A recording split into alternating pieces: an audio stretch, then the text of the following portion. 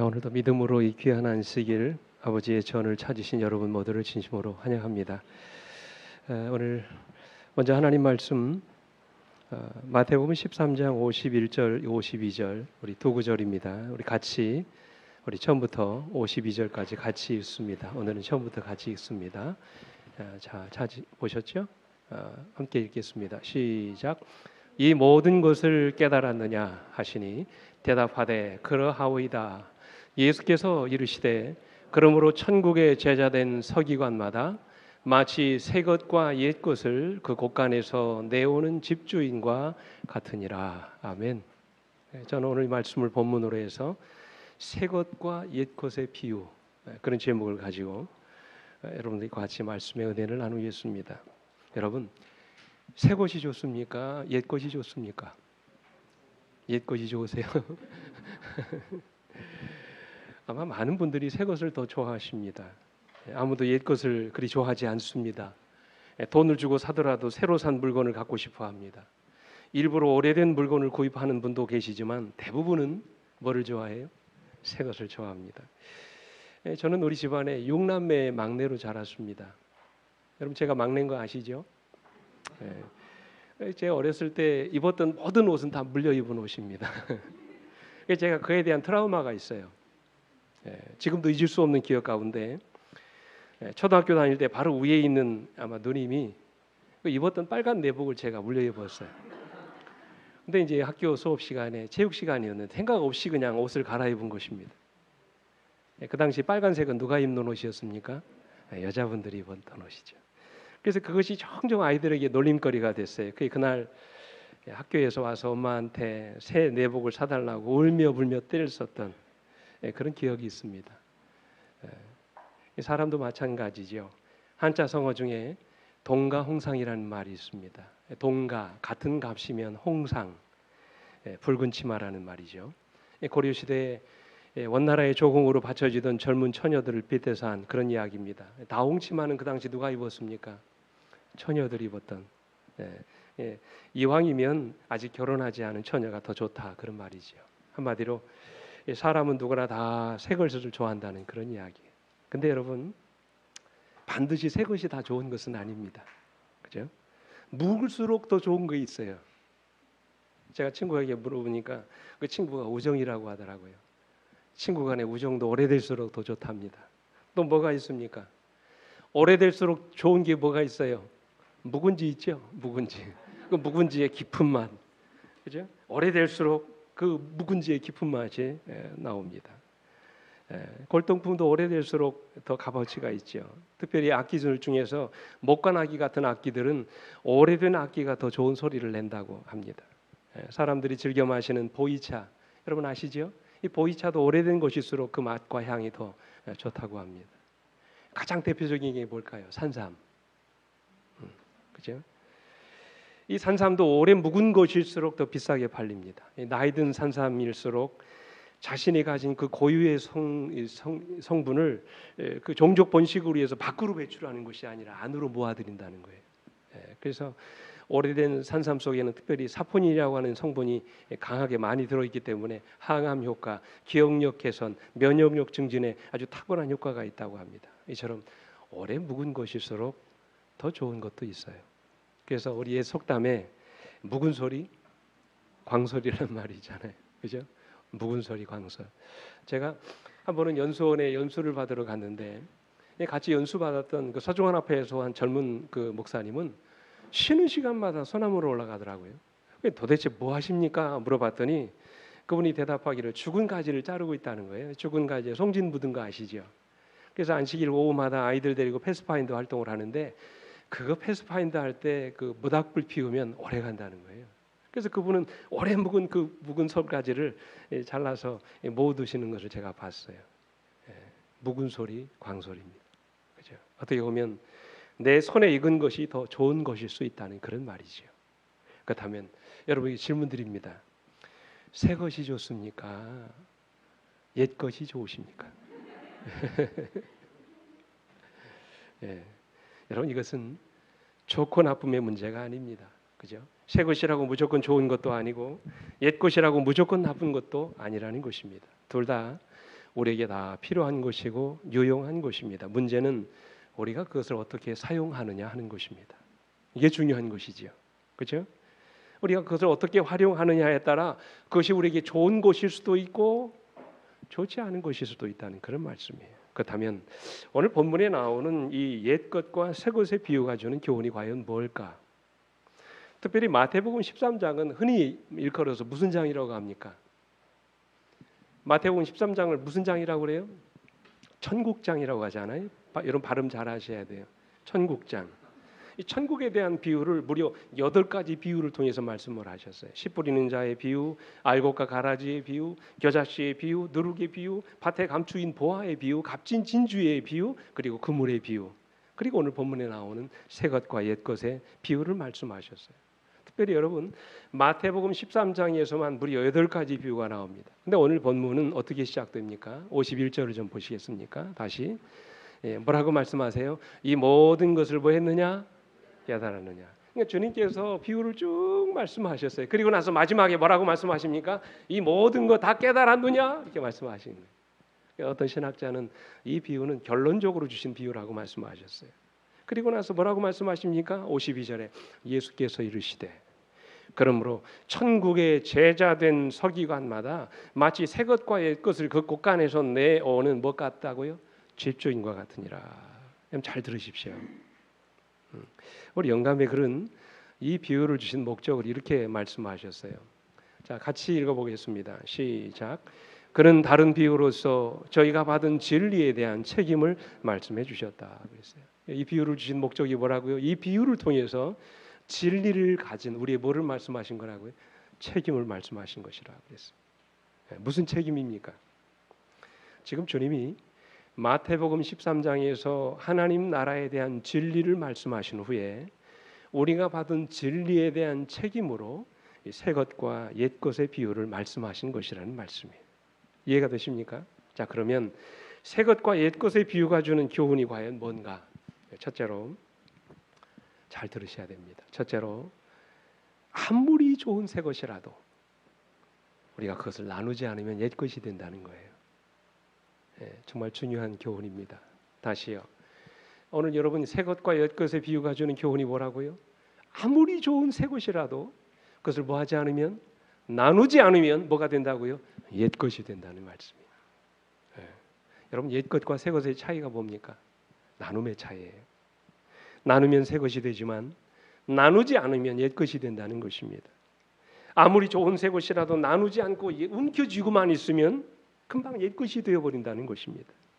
여러분 왜 우리 신앙이 새롭지 않습니까? 나누지 않기 때문에 그래요. 묵은 것이 너무도 많기 때문입니다. 나누지 않고 나만 가지고 있기 때문에 우리 신앙이 새롭지 않은 것이에요. 기억하십시오. 아무리 좋은 새 것이라도 뭐 하지 않으면 나누지 않으면 뭐가 돼요? 옛 것이 된다는 것입니다. 쌀도 묵은 쌀을 퍼내야 햅쌀이 나오는데 도간에 묵은 쌀만 가득 쌓여있기 때문에 뭐를 못 먹는 거예요? 햅쌀을 못 먹는 것입니다. 묵은 쌀은 밥맛도 없습니다. 벌레도 생기고 찰기가 없어서 밥을 지어도 맛이 없습니다. 왜 그렇습니까? 묵혀두었기 때문에 그런 것이죠. 퍼내지 않았기 때문입니다. 이처럼 새 것도 묵혀두면 금방 옛 것이 된다는 그런 말씀이에요. 여러분 왜 옹달샘물이 썩지 않고 날마다 새로운 물로 채워지는지 아세요? 왜 그렇습니까?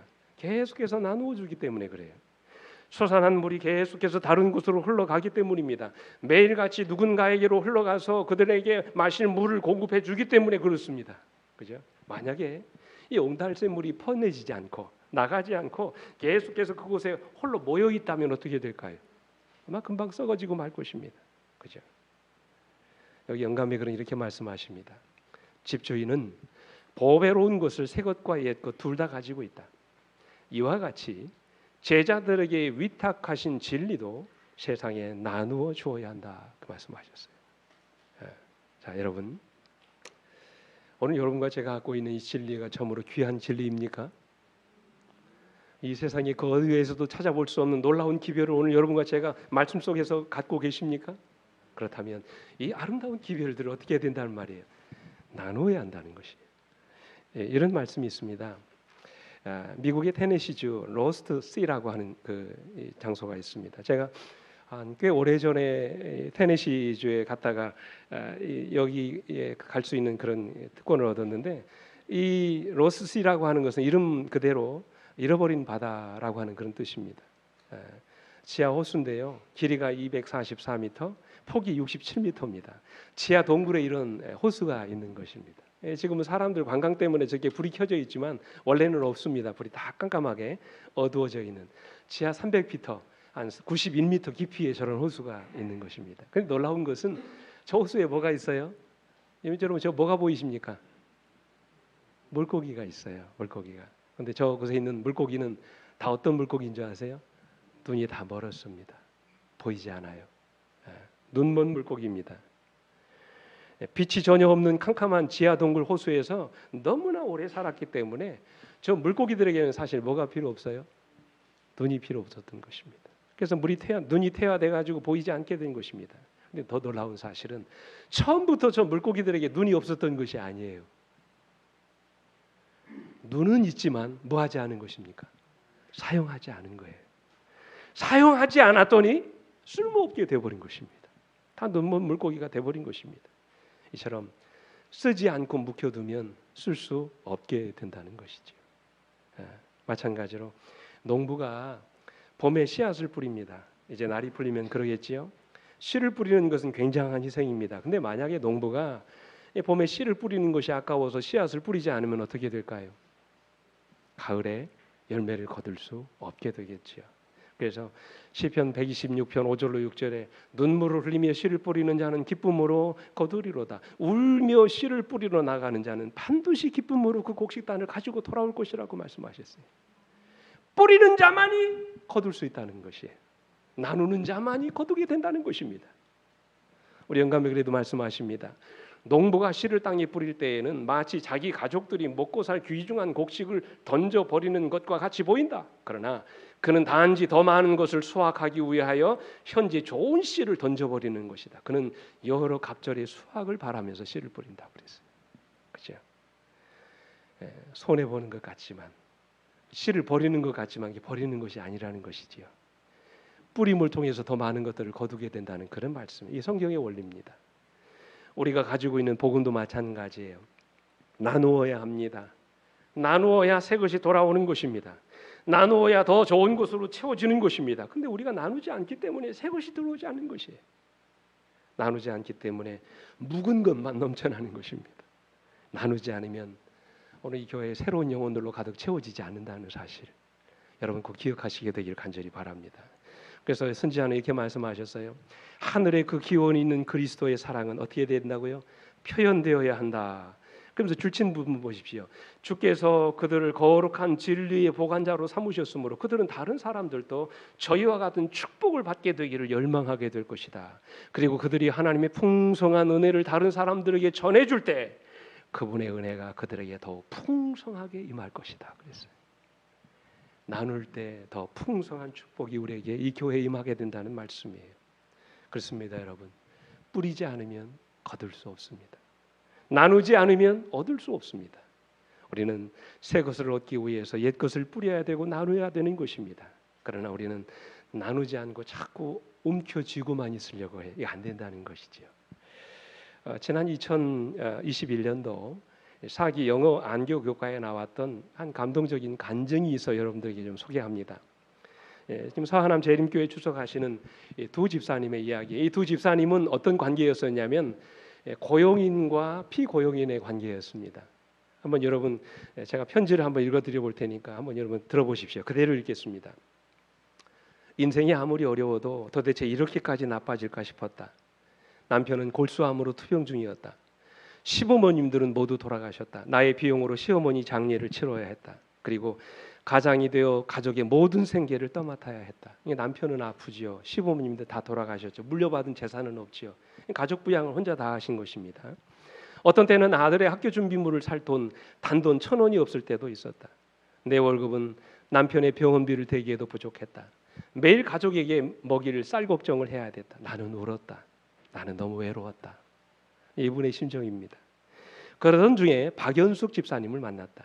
그녀는 나의 친척도 아니고 더더구나 친구도 아니었다. 그러나 그녀는 나의 용기를 북돋아 주려고 노력했다. 내가 경제적으로 또 쪼들리는 것을 알아차린 후 그녀는 한남동에 있는 그녀의 가게에서 추가적으로 일할 수 있도록 조치해 주었다.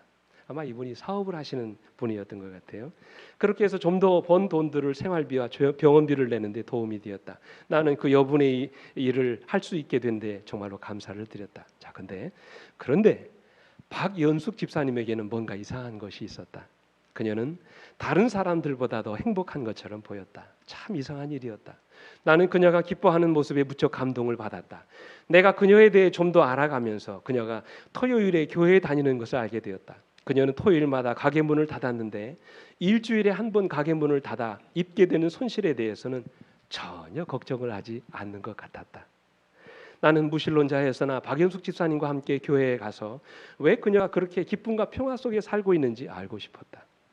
정작 박연숙 집사님은 나에게 재림교회에 나오라고 요청한 적이 한 번도 없었으나 나의 마음을 이미 교회에 나가기로 결심하게 되었다. 그래서 혼자서 성경을 공부하기 시작하였다. 하나님에 대해 알게 되면서 하늘의 평화가 나의 인생에 밀려들어왔다. 예수님에게 마음이 뺏긴 나는 서하남 재림교회에 출석하기 시작했으며 지금은 박연숙 집사님과 함께 집사로 봉사하고 있다. 그 다음 말씀을 들어보십시오. 여전히 내가 모르는 것이 많으나 나는 내 마음으로부터 하나님을 믿고 신뢰하고 있다. 그래서 그분이 이렇게 결론을 지으세요. 박연숙 집사는 나에게 예수님에 대해 많은 것을 이야기하지 않았지만 나는 그녀의 삶에서 예수님을 보았다. 그녀의 삶을 통해 만난 예수님은 이제 나의 마음속에 살아계신다. 감동이죠. 이제 반대 편지입니다. 저는 반대 편지 한번 보십시오. 이분이 이렇게 생기신 분인데 또 다른 이야기를 전하고 있는 같은 이야기입니다. 사실 엄마가 담낭암으로 돌아가시면서 그 아프신 몸을 나에게 돌려 말씀하셨다. 꼭 교회에 다녀라. 엄마가 남기신 유언입니다. 엄마는 내가 어렸을 때였을 때 교회를 데리고 나가셨다. 하지만 나는 하나님에서 사업을 하면서 바빠지자 교회 나가기를 중단하였다. 엄마의 유언은 이후 계속해서 나의 마음을 찔렀고 내가 아들과 딸 그리고 세 조카를 키우면서 이 모든 일들이 결국 내 자신의 힘으로 이룰 수 없는 일임을 깨닫고 다시 예수님에게로 돌아가기로 결심하였다. 예수님에 대한 나의 사랑이 커져갈 무렵 그분은 나에게 경제적으로 어려운 이웃을 보살피라는 마음을 주시게 되었다. 이제 그것을 하나님께서 그에게 주신 계시라고 본 것입니다. 그때 한 친척이 홍순미라는 아까 그분입니다. 홍순미라는 여인을 소개했고 그녀는 나의 가게에서 일하게 되었다. 자 보십시오. 그 후 1년이 지나자 건강이 좋지 않았던 그녀의 남편은 병원에서 진단을 받은 결과 골수암 판정을 받게 되었다. 그녀의 가족이 돈이 없어 수술을 하지 못한다는 사정을 알고 난 후에 나는 가게 앞에 헌금화 하나를 설치하였다. 사람들은 지나가면서 친척도 아닌 아무런 연고도 없는 사람을 위해 왜 돈을 모은단 말인가 하면서 나를 비웃었다. 하지만 나는 그 헌금 박스를 치우지 않았다. 그러던 중 혼순미의 생일이 되었다. 나는 그녀에게 20kg짜리 살포대를 생일 선물로 주었다. 이거 우리 가게에서 주는 선물이에요. 나는 말했다. 나중에 시간이 지난 다음 그녀는 그 선물을 갖고 집에 가자 온 가족이 그 선물을 보고 울었다고 말했다.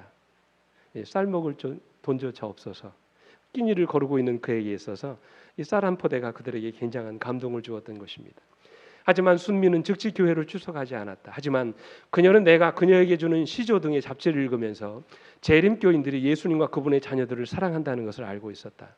나는 그녀를 우리 가게의 책임자로 임명하고 그녀에게 월급과 함께 과일, 쌀 등 생활에 필요한 것들을 그녀에게 공급했다. 그 후 나는 내가 운영하는 조그마한 식당에 그녀를 점장으로 임명했다. 한 1년쯤 지난 다음에 그녀가 나에게 물었다. 사장님, 왜 저를 교회로 초청 안 하시나요? 왜 초청 안 해요? 교회에 오신다면 언제든지 환영이지요. 그래요? 그러면 교회에 갈게요. 그런 말했다. 그렇게 우정을 쌓은 지 6년 만에 순미는 우리 서하남 재림교회를 방문하게 되었다. 그리고 3년 후 그녀는 집사가 되었고 그녀의 남편과 아들도 함께 침례를 받게 되었다. 자, 그 다음 말씀 보십시오. 내가 나의 가게를 처음 오픈했을 때 주위의 재림 신자는 나 한 명밖에 없었다. 이제는 7명의 사장들이 재림교인이다. 그 지역에서 우리 교회는 아주 좋은 명성을 얻고 있다. 나는 나에게 신앙의 유산을 물려준 엄마에게 감사를 드린다. 그리고 나 같은 재림 상인을 쓰셔서 전도하게 하신 하나님께 영광을 돌린다. 여러분, 이것입니다. 새 것과 옛 것의 비유가 주는 교훈이 바로 이것입니다. 부지런히 나누는 자가 되라는 것입니다. 부지런히 씨를 뿌리라는 것입니다. 뿌리지 않고 나누지 않으면 금방 옛 것이 되어버린다고 하는 것입니다. 오늘 여러분이 가지고 있는 진리를 더 많이 나누고 살아가는 한 해가 되기를 간절히 바랍니다. 우리가 가진 이 복음을 적극적으로 나누고 살게 되기를 간절히 바랍니다. 내가 만난 주님, 내가 경험한 이 아름다운 신앙을 여러분의 가족과 여러분의 지인과 더불어 나누시길 바랍니다. 특별히 오늘은 영혼 구원 헌신 서약일입니다. 내가 인도할 영혼을 하나님께 서약하고 1년 동안 그 영혼을 만나고 접촉해서 내가 가진 복음을 그들에게 나누어 주겠다고 하나님 앞에 서약하는 날입니다. 오늘 이 아름다운 서약일에 우리 모든 성도들이 함께 동참하고 믿음으로 협력해 주시기를 간절히 바랍니다. 나누어야 돼요. 뿌려야 합니다. 그렇지 않으면 우리는 뭐 할 수 없어요? 거둘 수 없어요. 거둘 수 없을 뿐만 아니라 내가 갖고 있는 것들을 나누지 않으면 결국 갖고 있는 것이 뭐가 되어버려요? 옛 것이 되어버립니다. 쓸모없이 되어버려요. 여러분 나누는 자가 되십시오. 뿌리는 자로 살아가시게 되기를 간절히 바랍니다. 둘째로 새 것과 옛 것의 비유가 주는 교훈은 옛 것을 알아야 새 것을 알 수 있다는 것입니다. 여기 옛 것을 알지 못하는 사람은 결국 새 것을 이해할 수 없습니다. 다시 말하면 옛 것에 대한 이해가 없이는 결코 새 것을 이해할 수 없다는 것입니다. 많은 우리 재신교인들이 이야기합니다. 구약은 뭐 한 거라고요? 쓸모없는 것이라고요. 은혜의 시기를 살고 있는 신약 시대에는 더 이상 구약은 몰라도 된다고 얘기합니다. 그렇죠? 아닙니다. 결코 그렇지 않습니다. 여러분, 새 것과 옛 것의 차이는 깨달음의 차이예요. 다시 말하면 깨달음이 있으면 새 것이 되지만 깨달음이 없으면 옛 것이 되고 마는 것입니다. 옳고 그름의 문제가 아니에요. 참과 거짓의 문제가 아니라는 말씀이에요. 중요한 것은 오늘 우리가 옛 것에 대한 깨달음이 없이는 결코 새 것에 대한 이해를 할 수 없다는 사실이에요. 굉장히 중요한 것입니다. 그래서 바울은 로마서 15장 4절에서 같이 읽어볼까요? 이렇게 말씀하셨어요. 같이 읽습니다. 시작. 무엇이든지 전에 기록한 바는 우리의 교훈을 위하여 기록된 것이니 우리로 하여금 인내로 또는 성경의 위로로 소망을 가지게 함이니라 그랬어요. 까닭 없이 주신 것이 아무것도 없다는 것입니다. 우리에게 다 필요한 것이기 때문에 우리에게 주신 것이라는 것입니다. 그러므로 무엇이든지 전에 기록된 것은 다 우리의 교훈을 위해서 주신 것이에요. 다 알아야 된다는 것입니다. 여기 영감이 그런 말씀하십니다. 진리의 큰 보고는 하나님의 말씀, 곧 기록된 말씀과 천연계의 책과 하나님께서 사람의 생애를 취급하시는 경험의 책 등이다. 이들 보고에는 그리스도의 일꾼들이 꺼내야 할 뭐가 들어있다고요? 보화가 들어있다고 그랬어요. 이 보고가 뭡니까? 이 보고들 중에 하나님에 대한 지식이 타락한 인류에게 가장 명백하게 드러나 있는 것은 어디라고요? 성경이라고 말씀하셨어요. 성경이 보고라고 말씀하셨어요. 곡간이라고 말씀하셨어요. 이 곡간에서 묵은 것과 새 것을 우리가 같이 꺼낼 수 있어야 된다는 그런 말씀이에요. 영감에 그래 보십시오. 하나님의 말씀은 구약과 신약 전부를 포함한다. 이 둘 중에 어느 하나만으로는 뭐하다고요? 불완전하다 그랬어요. 불완전하다. 그러면서 심지어 뭐라고 말씀하셨습니까? 그리스도는 구약의 보물이셨고 그의 생애와 죽음과 부활을 통해 나타나시고 성령으로 말미암아 보여주신 그리스도는 신약의 보물이시다. 구약의 보물이신 그리스도 역시 신약의 보물이 되신다는 그런 말씀이에요. 그래서 여러분 우리 주님께서도 족장들과 선지자들을 통하여 말씀하신 옛 진리 구약을 말씀하시고 당신의 교훈 속에서 비유로 그 모든 말씀을 풀어서 설명하셨습니다. 옛 것이라고 덮어두거나 감추어둔 것이 아니라 언제나 옛 진리의 말씀을 통하여 새로운 진리를 말씀하신 것입니다. 그래서 여러분 우리가 새로운 진리를 알려면 뭐를 알아야 돼요? 옛 것을 알아야 돼요. 그렇지 않습니까? 영감에 그렇게 말씀하세요. 옛 진리는 모두 다 요긴한 것들이다.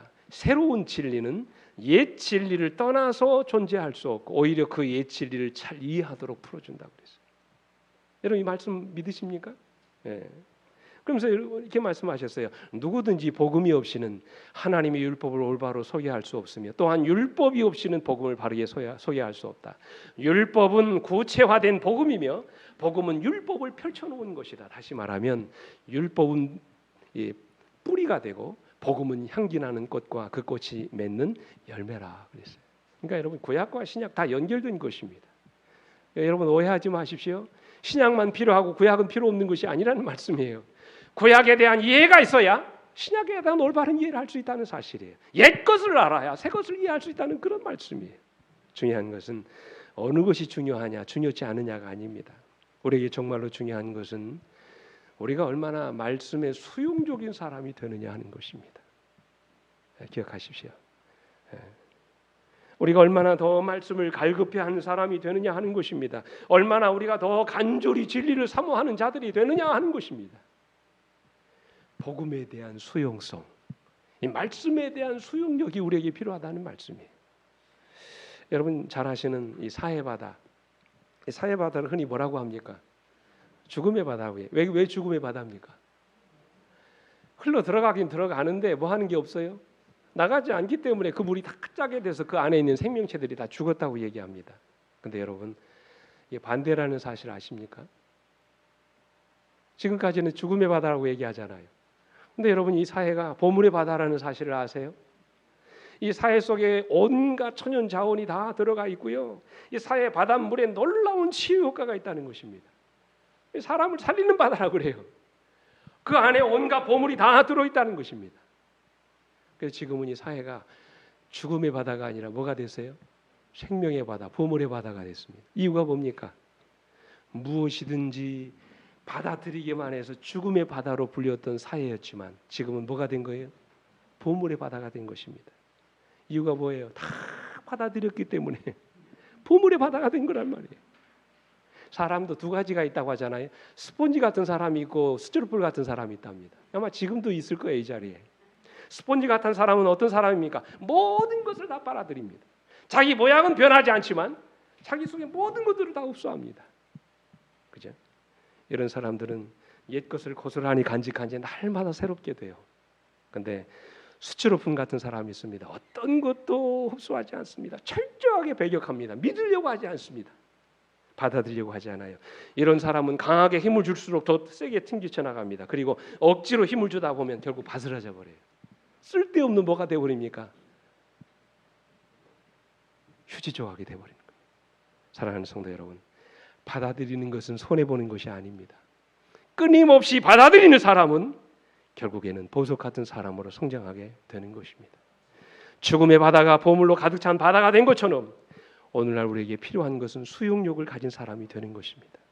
마치 베레아 사람처럼 간절한 마음으로 하나님의 말씀을 받고 그 말씀이 정말로 그러한가 하여 날마다 그 말씀을 상고하고 연구하는 그런 사람이에요. 오늘날 이 시대에는 스폰지 같은 사람이 필요합니다. 무엇이든지 받아들이려고 하는 사람, 그런 사람이 진리의 보화를 찾게 되는 것입니다. 오늘 여러분 한 해 동안 여러분과 제가 그 놀라운 진리의 말씀을 받아들이심으로 그 속에서 날마다 보물 같은 보화를 발견하시는 그런 여러분과 제가 되기를 간절히 바랍니다. 마지막으로 새 것과 옛 것이 주는 이 가장 중요한 교훈은 기억하십시오. 경험되지 않은 진리는 결코 우리를 생명에 이르게 할 수 없다는 것이죠. 하나님의 말씀이 우리에게 옛 것으로 남아있지 않고 날마다 우리 삶의 새로운 진리로 경험되어져야 한다는 것이지요. 하나님의 말씀이 우리의 생애를 통하여 날마다 경험되고 깨달아지지 않으면 결코 그 말씀이 우리의 삶에 새로운 변화를 이끌어내지 못한다는 사실이에요. 그러면 여러분 날마다 우리의 삶에서 하나님의 말씀을 먹는 경험이 필요합니다. 여러분 새 것과 옛 것의 차이가 뭡니까? 새 것과 옛 것의 차이가 뭐예요? 경험의 차이입니다. 경험하지 않은 것은 새 것이지만 경험한 것은 옛 것이에요. 그렇지 않습니까?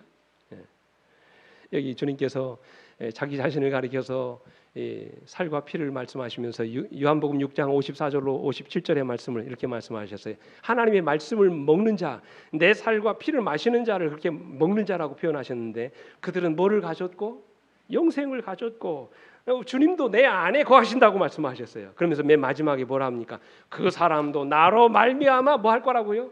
살게 될 것이라고 말씀하셨어요. 끊임없이 하나님의 말씀을 먹는 사람, 그 속에 날마다 주어진 진리의 말씀을 그 마음속에 삼킬 수 있는 사람, 그런 사람은 그 말씀으로 인하여 뭐 하게 될 거라고요? 살게 될 것이라고 말씀하셨어요. 여러분 기억하십시오. 우리가 그저 말씀을 듣는 이유는 은혜 받으려고 듣는 게 아니에요. 어떤 분은 그러시더라고요. 교회 와서 말씀 들으면 편안하대요. 물론 그 말씀도 맞아요. 근데 여러분 우리가 말씀을 듣는 이유는 그저 편안하자고 듣는 거 아닙니다. 은혜 받으려고 듣는 것이 아니에요. 그 말씀대로 살기 위해서 듣는 것이죠. 그 말씀이 우리 삶 속에서 실천되어져야 된다는 그런 말씀입니다. 그죠? 영감에 그래 이렇게 말씀하셨어요. 우리 육체의 생명이 음식에 의하여 유지되는 것처럼 우리의 영적 생명도 하나님의 말씀으로 유지된다. 그리고 사람마다 스스로 하나님의 말씀으로부터 뭐를 얻어야 된다고요? 생명을 얻어야 한다. 자양분을 위하여 스스로 먹지 않으면 안 되는 것처럼 우리도 그 말씀을 우리 각자를 위하여 받지 않으면 안 된다. 오늘 아침 안 드시고 오신 분 계세요? 다 드시잖아요. 이때마다 음식 드시지 않습니까? 우리 육신의 생명이 밥을 먹어야 사는 것처럼 우리 영혼의 생명도 말씀을 듣지 않으면, 깨닫지 않으면 살 수 없다는 것이에요. 뿐만 아니라 이 영감의 글이 이렇게 말씀하죠. 제가 이 말씀을 읽고 참 감동을 받았는데, 하나님의 말씀은 그 말씀을 믿는 자들의 실제적인 성품과 함께 짜여져야 된다고 했어요. 그러니까 말씀을 듣고 은혜 받는 것도 중요하지만 그 말씀이 우리의 성품과 함께 뭐 해야 된다고요? 짜여져야 된다고 말씀을 하셨어요. 이 말씀을 여러분 이 다음 영감의 글에 이렇게 말씀하십니다. 그들은 하나님의 말씀에 뭐 되어야 된다? 동화되어야 한다. 그리스도의 능력으로 말씀과 일치되게 변화되고 그 거룩한 특성을 우리 삶 속에서 반영해야 된다. 이게 우리가 할 일입니다. 연예계의 최고의 대부라고 알려져 있는 최불암 씨 여러분 아시죠? 이 최불암 시리즈라고 하는 유머도 있습니다만 참 대단한 분이십니다. 이분이 1940년생이시더라고요. 꽤 연세가 많습니다.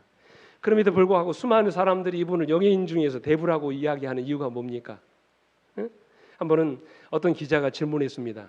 당신이 연예인으로서 이렇게 성공적인 연기자가 될 수 있었던 비결이 무엇이라고 생각하십니까? 물었어요. 그때 이 최불암 씨가 뭐라고 대답한 줄 아세요? 이렇게 대답을 합니다. 나는 늘 연기를 하면서 내가 처음 받았던 연극 수업을 기억하는데 그것은 내가 얼마나 빨리 그 대사에 나오는 극 중의 인물과 같아지기 위해서 노력하느냐에 달려있다고 생각합니다. 저는 항상 대본을 받으면 극 중에 나오는 인물이 어떤 사람인지를 파악하고 내 자신을 비우고 또 비워서 극 중의 인물과 같아지려고 최선을 다합니다. 이것이 내가 연기자로서 성공한 비결이라고 생각합니다. 여기에 비결이 있다는 것이죠. 저는 우리 신앙도 마찬가지라고 생각합니다. 여기에 우리 신앙인으로서 성공할 수 있는 비결이 있다고 저는 믿습니다. 단순히 연기만 하는 그 그리스도인이 아니라 말씀을 들을 때 내 자신을 비우고 그 말씀으로 우리를 채우는 것입니다. 그 말씀대로 우리가 순종하여 사는 것입니다. 하나님의 말씀이 오늘 내 삶 속에 함께 짜여지도록 오늘 나의 인격과 나의 삶을 통하여 하나님의 말씀이 나타나도록 그렇게 살아야 되는 것입니다. 중요한 것은 그것이 진리인가 아닌가 하는 것이 중요하지 않습니다. 그것이 새 건지 옛 건지 중요하지 않습니다. 중요한 것은 하나님의 말씀이 오늘 내 삶 속에서 날마다 경험되어지고 있는 하는 것이에요. 경험되지 않으면 옛 것이에요. 하나님의 말씀이 경험되면 그것이 내 삶 속에 새 것이 되는 것입니다. 한 이야기만 드리고 말씀 마치겠습니다. 쉐인 클레어본이라고 하는 아주 유명한 사람이 있습니다. 제가 이틀 전에 우리 교회 밴드에 이 사람의 이야기를 올렸는데요. 미국인입니다. 이분이 쓰신 그 책 중에 믿음은 행동이 증명한다라고 하는 그 책이 있는데 이분이 대학 시절에 교수에게서 그런 이야기를 듣습니다. 세상이 내 영혼을 도적질하지 못하게 하라. 크리스천이 된다는 것은 예수를 선택하는 것이며 목숨을 걸고 담대하게 어떤 것을 하겠다고 결단하는 것이다. 참 중요한 말씀을 하셨어요. 참 중요한 말이죠. 크리스천이 된다는 것은 목숨을 걸고 담대하게 어떤 것을 하겠다고 결단하는 것이다. 이 말에 도전을 받고 이분이 가난한 사람들에게 복음을 전하는 일을 시작하십니다. 이후에 그는 필라델피아의 뒷골목에서 노숙자를 돕는 일을 시작으로 인도의 캘커타로 가가지고 나 환자들을 돌보면서 심령이 가난한 자들에게 천국을 가르치고 말씀을 가르치고 그들의 눈에서 예수 그리스도를 보게 되는 놀라운 경험을 합니다. 걸프전이 일어났던 2003년도 3월에는 그 이라크 바그다드에 가가지고 평화봉사단으로 폭격이 임했던 그 지역의 병원과 피해자들을 방문해가지고 그들을 돕는 일을 합니다. 그리고 여러분 이분이 대학을 졸업한 이후에는 무소유 공동체인 심플웨이 단순하게 사는 법 그런 공동체를 만들어 가지고 노숙자들과 도심의 가난한 사람들에게 음식과 의복을 제공하면서 그들의 신앙과 재활을 위해서 아주 물처주야 수고합니다. 그가 쓴 이 믿음이 행동을 증명한다라고 하는 책에서 그는요 하나님의 뜻에 무뎌져가는 오늘날의 교회와 성도들에게 안전하고 편안한 복음이 아닌 위험하고 불편한 복음을 소개합니다. 반쪽 복음이 아닌 믿고 깨달은 대로 실천하는 단순한 믿음을 강조합니다. 우리의 믿음이 행동을 통해서 증명되어야 된다는 것이지요. 그게 진짜 믿음이고 진짜 신앙이라고 얘기합니다. 그러면서 그는 이렇게 얘기해요. 우리가 진정으로 예수를 만나고 그분을 따르기로 결단했다면 호불호에 따라 말씀을 선별해서 실천할 것이 아니라, 이 말씀이 중요해요. 우리가 전적으로 예수를 만나고 그분을 따르기로 결단했다면 호불호에 따라 내가 좋은 대로 그저 말씀을 어떤 것은 가려서 실천하고 어떤 것은 그냥 무시하고 사는 것이 아니라 우리의 삶에서 있는 말씀 그대로 실천해야 된다고 그랬어요. 단순히 말만 하는 신앙이 아니라 하나님의 말씀대로 살아가는 그런 신앙이니 어느 시대에 필요하다는 말씀이에요. 경험되지 않은 진리는 결코 우리를 생명에 이르게 할 수 없습니다. 오늘 여러분들에게 간절히 호소합니다. 믿음은 지식이 아닙니다. 믿음은 사유가 아니에요. 믿음은 실상입니다. 경험하는 것입니다. 오늘 여러분 모두가 이런 경험적인 신앙을 소유하시는 한 해가 되길 간절히 바랍니다. 그러기 위해서 우리는 주신 말씀대로 살아야 돼요. 주신 말씀대로 순종하셔야 됩니다. 그것이 어떤 말씀이든지 하나님의 말씀 앞에 예라고 순종하며 살아갈 수 있는 그런 여러분과 제가 되길 간절히 바랍니다. 그 말씀이 우리 삶을 변화시키는 거예요. 그 말씀이 우리를 생명에 이르게 하는 것입니다. 이런 아름다운 역사가 올 한 해 동안 내내 우리의 삶 속에서 일어나기를 간절히 바라면서 말씀을 드리겠습니다. 우리 함께 일어나셔서 찬양하시겠습니다.